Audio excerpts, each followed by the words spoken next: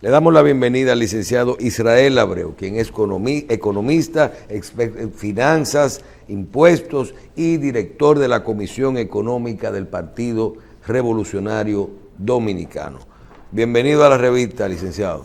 Muchas gracias, un privilegio, definitivamente. Primero que la gente se informe con ustedes y me den la oportunidad a mí de informarse conmigo al respecto de las perspectivas económicas actuales y futuras. Bueno, yo creo que el tema es importante, ya que tradicionalmente nosotros hacemos evaluaciones con el licenciado Israel Abreu y yo creo que estamos en un cierre de año donde tenemos que ver cómo finalmente terminó este año con respecto a todo lo que ha ocurrido en nuestra economía y cuál es la perspectiva, qué tenemos para el año que viene, un año tan importante para nuestro país, todo lo que tiene que ver con el crecimiento y la estabilidad, pero es un año político. Y eso hay que, mezclado, yo creo que hay que verlo de forma integral. Doctor, el licenciado, háblenos de cuál es la perspectiva económica que tenemos para el próximo año. Mira, hace un momento comentábamos, antes de yo entrar al aire, que para el día de hoy, antes de que existieran las normas que actualmente se existen al respecto de las regulaciones electorales, existe la posibilidad de que ya República Dominicana tuviera una inversión en materia política de entre 30 y 40 millones de dólares por candidato presidencial. Lo que lamentablemente... ¿Cómo la cosa? Sí, en ocasiones anteriores, hasta antes de las leyes electorales que vienen a regular el mercado electoral, por así decirlo, ¿verdad? La competencia electoral, por candidato en República Dominicana se estilaba que ya a esta altura de juego cada uno habría gastado entre 30 y 50 millones de dólares fácilmente. Yo no sé si ustedes llegaron de los principales partidos, los que tienen posibilidad. Claro, de los tres mayoritarios. Usted está diciendo, si nosotros ponemos el más chiquito, 30, 30 millones de dólares son unos 1.500 millones. 1.500 millones de pesos.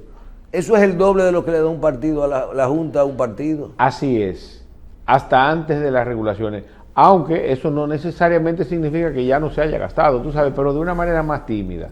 El hecho de que hayan limitaciones para la celebración de actividades abiertas, que no sean actividades internas de los partidos, ha limitado mucho esa cantidad, ese flujo de efectivo que normalmente tiene o tenía una campaña hasta antes de la ley, definitivamente. Eso desde el punto de vista económico, ciertamente citarlo, pues le ha restado a ese dinamismo económico que comentábamos tú y yo, que se provoca en ese proceso de pre-campaña y ya posteriormente durante la campaña.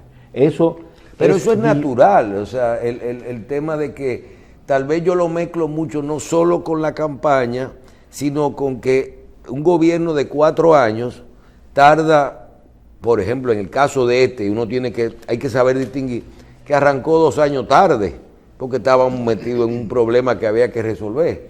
No, pero en ese orden no, porque la propaganda política siempre va a estar, y sobre todo cuando tú estás en el gobierno.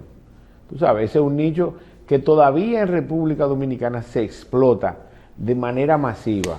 Aquí no se explotan todavía los resultados que se obtienen, sino quiénes son los promotores. Y eso está ahí todos los días. Cada vez que tuve un hoyo, el ministro de Obras Públicas resuelve. La alcaldesa limpia. No sé si tú me entiendes. No se promueve el proyecto, sino quién desarrolla el proyecto. Todavía la campaña electoral en República Dominicana está latente en los presupuestos de las instituciones públicas. Por eso en algún momento se va a superar. No es posible que tú estés aquí haciendo un hoyito, ¿verdad? Reparando un hoyito, y ese hoyo provoque una campaña, provoque que haya alguien detrás de la reparación, de la reconstrucción, de la construcción de ese hoyo, de esa calle, de esa cañada, de ese contén. De buscar un beneficio político por lo que administrativamente le corresponde. De cualquier actividad. Eso en algún momento se va a regular, ¿eh?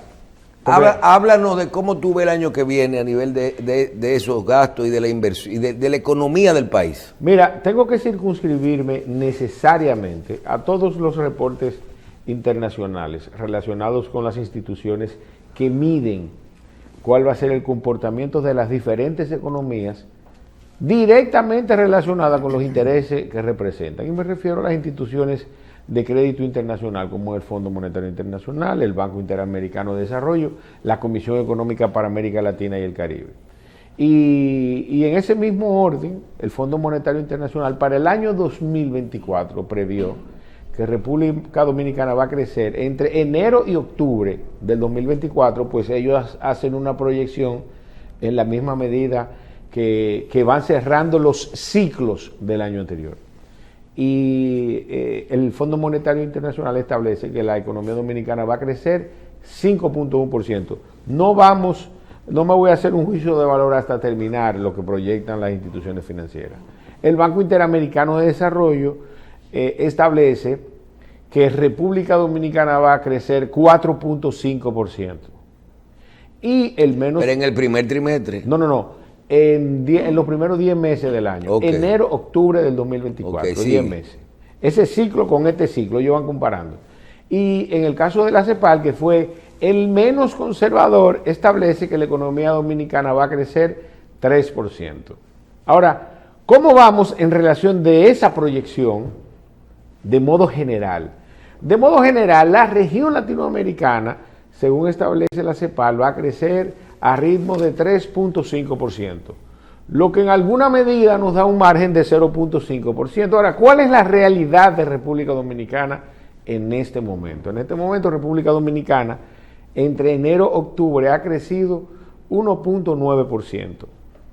Y se espera... Que por cierto, nos dimos cuenta en este ciclo que a veces tú puedes crecer en un trimestre, por ejemplo en el último, que crecimos un 3 y pico. 3.1 y 3.9. Pero equilibrar un año entero, eso cuando tú promedias el año entero, se cae, es muy complejo. Se cae el crecimiento, así es, definitivamente. Y era algo que quería explicar y que ya en alguna medida me has ayudado en ese orden. Entonces, el crecimiento económico entre enero y octubre del año 2023 acumulado es de 1.9, a pesar de que crecimos 1.9%, 1.1 en septiembre y 1.9% en octubre. Entonces, prorrateado todo eso, llegamos a 1.9%.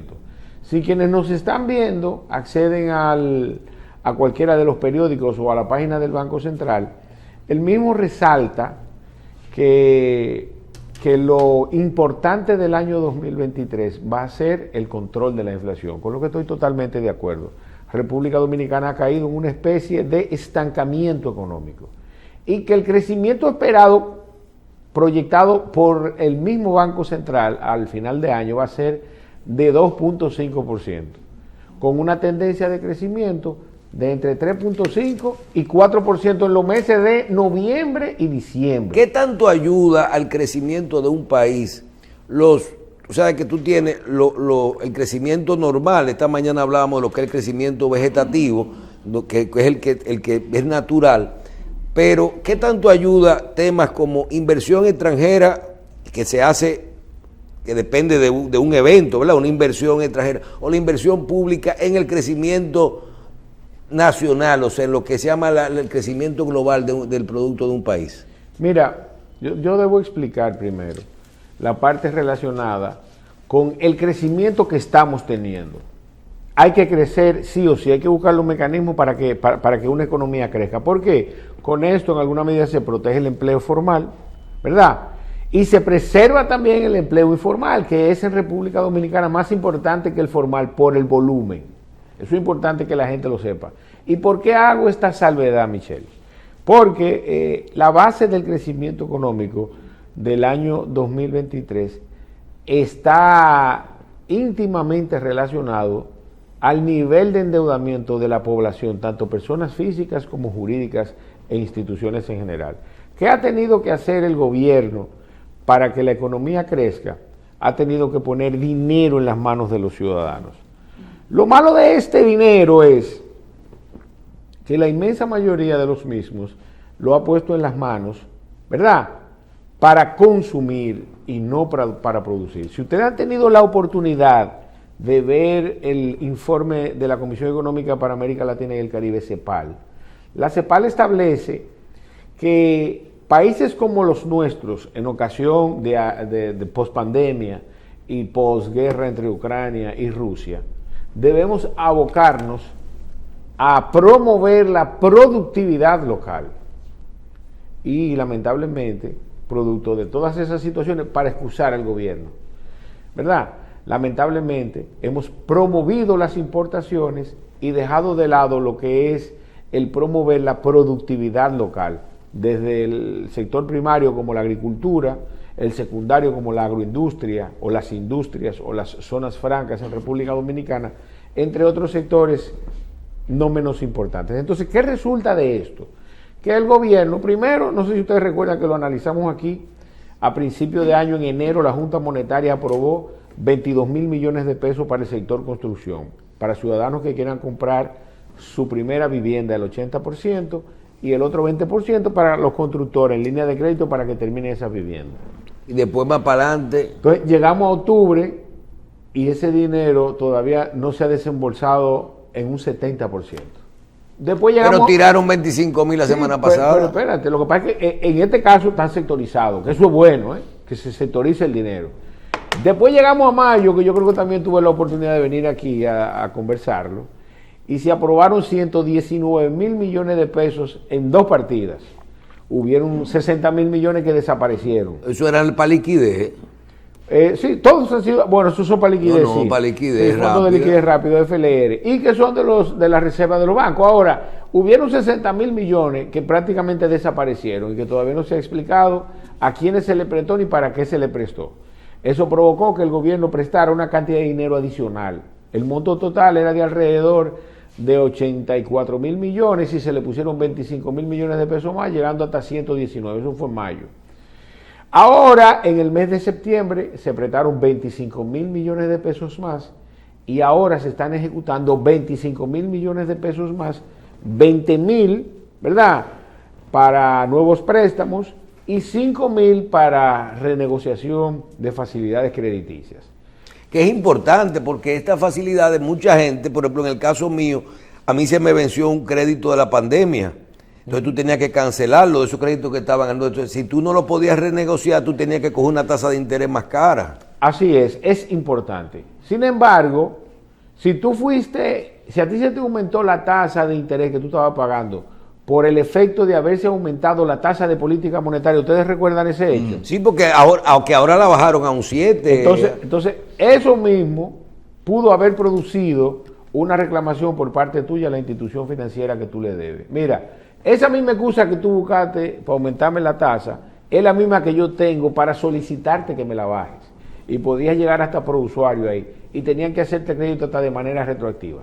Pero eso es otro tema. El hecho es que el gobierno, entiendo yo, aunque no esté de acuerdo con el fondo, de forma se han logrado los resultados de que por lo menos, según estima el gobernador del Banco Central, lleguemos hasta 2.5% en el crecimiento económico.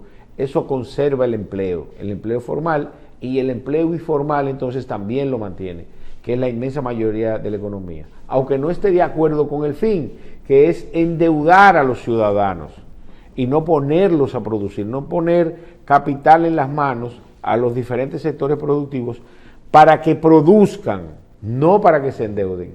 Si nosotros revisamos hoy, ¿verdad?, cuánto es la deuda pública versus la deuda privada, que esos son números que se registran aquí. La deuda pública se registra porque es formal, tiene que pasar por el Congreso. Pero la deuda privada en las instituciones financieras reguladas, ¿verdad?, es prácticamente 6 veces la deuda pública. ¿Por qué? Porque lamentablemente la fuente de generación de riqueza y de crecimiento económico que ha viabilizado el gobierno, sin que necesariamente haya regulada de manera efectiva esos endeudamientos, ha sido a través de préstamos. Licenciado, nos quedan 5 minutos y hay una parte que a mí me llama mucho la atención, que es que sabemos ya, tenemos un diagnóstico claro del 2023. O sea, sabemos cómo terminamos el año, el crecimiento. Y por lo que uno ve, el 2024 tendremos una estabilidad movida por lo que sea, por el dinero que se va a meter en la política, en la campaña, la inversión. Los sectores lo están reconociendo, va a haber cierta estabilidad. Pero hay una parte que yo quiero su opinión, que es que veo a todos los sectores políticos de oposición, los sectores políticos del gobierno, los economistas destacados, hablando de que ya posterior al proceso electoral, no solo tenemos que abocarnos a una reforma fiscal, quien sea, sino que tenemos que hacer grandes y profundos cambios en nuestra economía. ¿A qué se refiere todo esto? Mira, no debo dejar pasar la oportunidad para resaltar el informe de la CEPAL, que ha sido el que más cerca ha estado del comportamiento de nuestra economía, que por eso lo cité al principio. CEPAL estima que la economía de la región va a crecer alrededor de 1.5% en el año 2024. En el año 2023 1.7 y nosotros estamos a 1.9. Por eso resalto ese punto. Yo creo que el escenario menos optimista es el que debe reflejar el Estado dominicano para tomar acción. Si se lleva por ejemplo de lo que establece el Fondo Monetario Internacional, que vamos a crecer un 5%, vamos rumbo al fracaso. Eso es importante que se sepa. El año 2024, pese a que va a haber un dinero importante en la calle circulando, no va a ser un año fácil. Y mira, en relación a lo que establecen todos los sectores productivos, relacionados con la posibilidad de una reforma fiscal que se hace relativamente inminente, ¿verdad? Desde el punto de vista de Israel Abreu, el profesional de las finanzas y técnico en materia económica, si República Dominicana no persigue el equilibrio económico, la evasión fiscal y la productividad como su objetivo ulterior, no importan la cantidad de reformas fiscales que hagamos.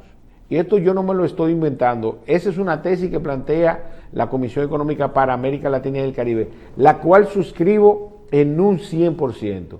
Vamos a tener una nueva reforma fiscal que lo que va a hacer es crear... No, porque, por ejemplo, aquí el otro día yo estaba hablando con José Luis de Ramón, y te dice José Luis de Ramón, sí, pero es que aquí una reforma fiscal no se trata de aumentar los impuestos, se trata de eso, se trata de qué mecanismo, a lo mejor es bajar algunos impuestos, es que más gente pague y que otras cosas paguen, y qué mecanismo vamos a crear, porque aquí, aunque la presión es de un 14, la clase media paga un 40. Así es. Entonces, ¿a cómo vamos a equilibrar para que más gente pague o para que otra gente pague? Y ojalá y la gente entienda lo importante que es esto. Yo vi la entrevista de José Luis Ramón y estoy totalmente conteste con lo que él planteó. Y le agrego a eso que República Dominicana tiene que abocarse a eso. El dominicano que tenga el más mínimo sentido común sabe, ¿verdad?, que tiene que procurar buscarse el equilibrio económico, que es lo mínimo que se debe hacer. Cuando un gobierno, al igual que usted en sus finanzas personales, no invierte en obras de bienes de capital, usted está haciendo a su estado más pobre. Oiga bien, al cierre de los estados de recaudación e inversión de la renta de República Dominicana del año 2022, República Dominicana es 908 mil millones de pesos más pobre. Cuando cierre el año 2023, producto del déficit que tenemos, República Dominicana es posible que sea 1 billón de pesos más pobre. Cuando usted invierte un dinero en sus libros contables, usted, ¿verdad?, eso que usted invirtió en esa obra de bien de capital, se registra en sus activos. Cuando usted malgasta el dinero del Estado en gastos corrientes, ese dinero se pierde, se registra en gastos y el patrimonio entonces decrece lamentablemente. Entonces, Michelle, definitivamente debemos abocarnos a la construcción de una reforma de carácter financiero que en alguna medida ponga en cintura a este y a todos los gobiernos que vengan, que si nace de motu propia del gobierno actual le será reconocido, pero si no lo hace, entonces que sea la presión del pueblo, que diga, mira, tú estás gastando demasiado y estás gastando de manera irresponsable. Pues yo te voy a decir algo, ahora mismo 1.576.000 millones de pesos, lo que yo, Israel Abreu, de manera humilde, y estoy seguro que todos los dominicanos... ¿Te habla del presupuesto? Sí, quiero es que los gasten, pero que los gasten de manera responsable, que tenga sentido. No que se estén inventando cosas que al final no van a poder ser sostenibles en el tiempo. República Dominicana no produce el dinero ni por recaudaciones ni porque hemos sido beneficiados por la naturaleza respecto de cualquier mineral, petróleo, oro, diamante. No tenemos nada de eso. Entonces, si el Estado no puede proveer ese estado de bienestar global como algunos países lo tienen, pues tenemos que apretarnos los pantalones, ¿verdad? Gastar de manera adecuada, gastar bien. Eso es lo único que se les pide. Ellos como quieran van a administrar ese dinero. Pero no no crear ese estado parasitario que mal eduque al ciudadano en función de una dádiva y no de enseñarlo a producir, de educarlo de manera adecuada. Y tú mismo como administrador decir, caramba, vamos a hacerlo mejor, vamos a llevar desarrollo a la gente, vamos a mejorar el sistema educativo, vamos a becar a quien haya que becar, vamos a proyectar lo que queremos en los próximos 20, 30 años, que están hechos los planes. Lo que pasa es que es difícil llevarlos a cabo, en función inclusive hasta de la misma falta de planificación. Entonces, definitivamente, para concluir, necesitamos hacer un ejercicio de finanzas responsables, que implica que se hagan presupuestos, ¿verdad?, que cumplan mínimamente con lograr un objetivo financiero viable, mínimo estable. No podemos vivir sobre la base de un jineteo constante, financiando deuda y gastando más dinero del que estamos recaudando. Bien, vamos a agradecer a Israel Abreu, economista, experto en finanzas y director de la Comisión Económica del PRD. Gracias, Israel, por estar de nuevo con nosotros. Y vamos a poner a pensar todos qué es lo correcto y a dónde debemos, qué granito de arena podemos poner cada uno en las microeconomía, porque hay macroeconomía y hay microeconomía. Vamos a ver bien qué vamos a hacer. Gracias, Israel. Un privilegio.